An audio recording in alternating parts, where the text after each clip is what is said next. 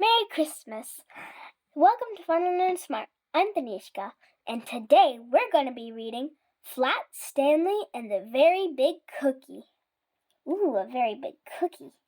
Let's see what it is.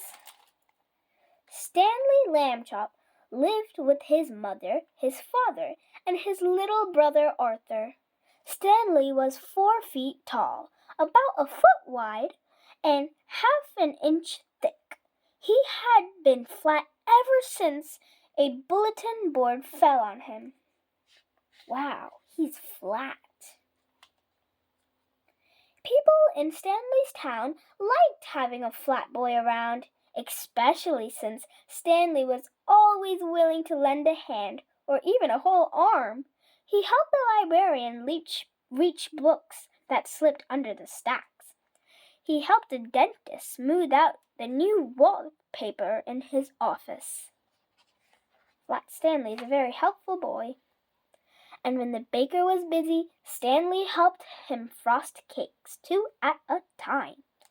But one day, Stanley and Arthur went to Pete's Sweets and found that the baker wasn't busy at all. "What's wrong?" asked Stanley. "It's the baker in town," said Pete. "He's taking away all my business." "But how?" Stanley asked. "What does he have that you don't?" "2 words," Pete said. "Cake pops." "Oh, cake pops! Yummy!" said Arthur. Stanley elbowed his brother. "What?" Arthur said. "They are." "It's true," said Pete glumly. "They are yummy. So why don't you bake them too?" suggested Stanley. "I never copy another baker," said Pete. "I'm the one with the big ideas. The tart trend, I started that. The cupcake craze, me again." Then Pete held up a flyer. "This is my chance to get back my customers," said Pete. "I have to think of the next big idea by Saturday." He threw his hands in the air. A cloud of flour flew up. "If I don't, my bakery is doomed." "Oh no, that's not good." That night, Stanley and Arthur tried to think of an idea for Pete. Mini muffins, bite-sized brownies. Everything had been done before. "How about a nice coconut macaroon?" suggested Miss Lambchop. The boys didn't know what a macaroon was, but it didn't sound like anything that could beat a cake pop. The next day was Friday. Stanley and Arthur stopped by the bakery after school. It was a mess. There was frosting everywhere. One whole table was covered with cookie dough.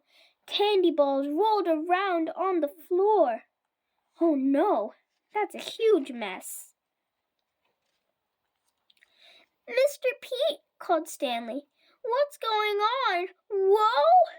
Stanley slipped on a candy ball. His flat arms made a windmill as he tried not to fall.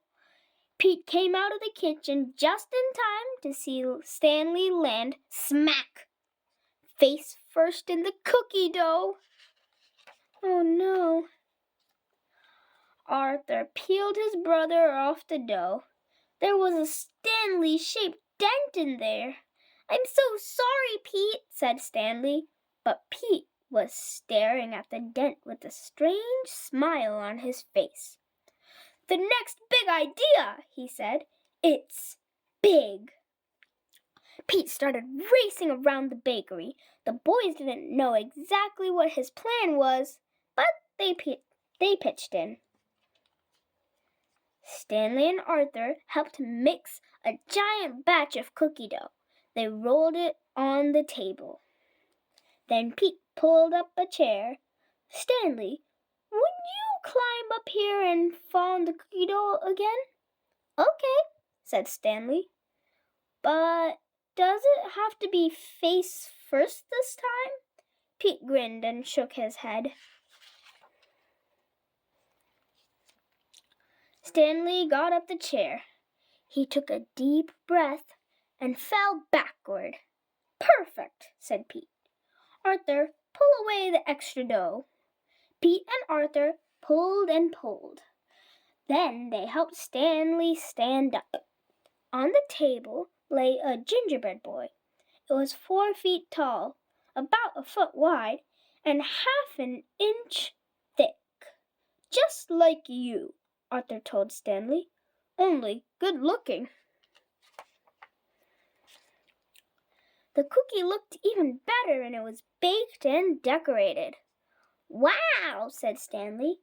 This might sound weird, but I want to take a bite of my head.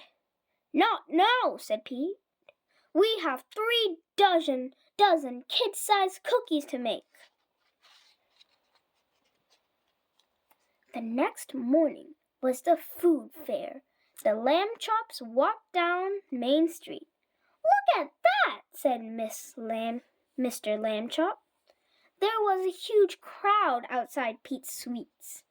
They were waiting to buy kid-sized cookies. Wow, that's a lot of cookies. Would you like to get that type of cookie? But there were 2 cookies that weren't for sale. These are for you, said Pete. Thanks for saving the day. I always knew I had the sweetest boys in the world, said Mrs. Lambchop. The boys groaned and took a bite. The end. And now that's a good story. Speaking of which, that's a very good cookie. Hope you had fun.